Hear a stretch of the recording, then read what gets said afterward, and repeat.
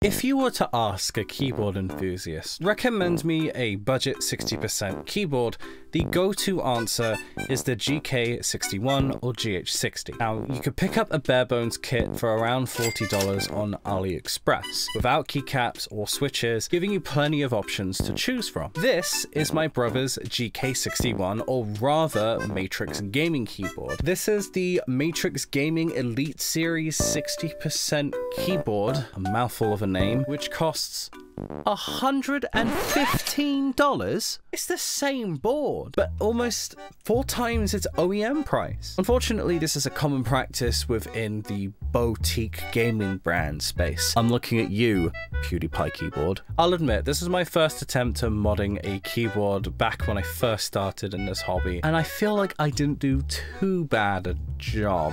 He's got Gateron yellows inside with lubed stabilizers. I put some foam inside and even tape modded the PCB, but it's...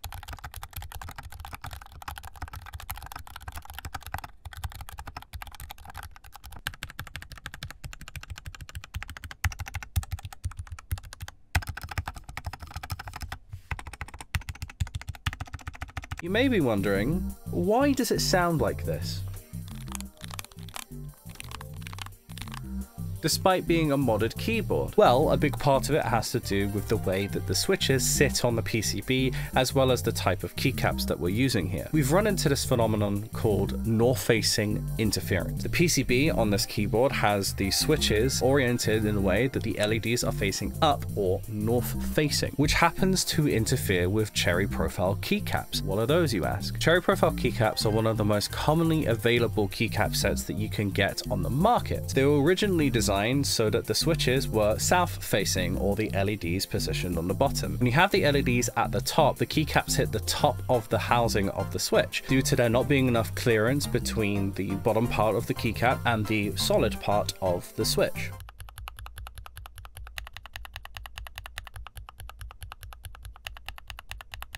Now, there are 3 ways that you can fix this. The first and longest way possible is to jam a bit of paper in between each individual keycap to increase its height by 1 to 2 millimeters. I don't have the time to do that. The second and most easiest option is to buy long pole switches. Effectively, the stem height of each of these switches is increased by 1 to 2 millimeters, increasing the gap between the keycap and the housing. So this issue becomes completely obsolete if you go that option. And lastly, and just as easy as the second option, you can buy a different height keycap set like SA profile or MT3 profile. Here are just a few examples of profile heights that you can look at. Still, I wanted to open it up and see if I can work my magic by replacing some of the things and also adding something to give it a little more pop.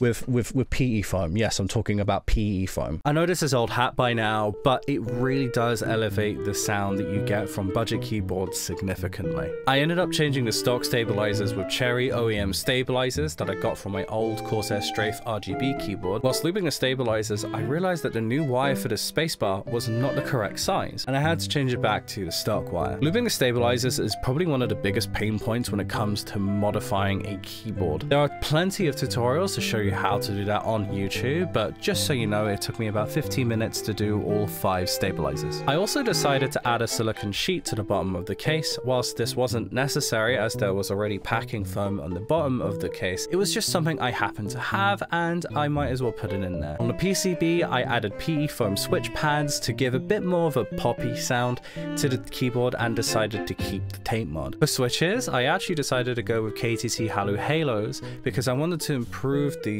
feel at a lower cost, and I ended up lubing the springs because I liked how it sounded stock. And lastly, I decided to switch out the keycaps for GMK Arctic clones. These are PBT double shot keycaps that I've had for a while now, and they increase the height because they are OEM profile. Here's how it sounds.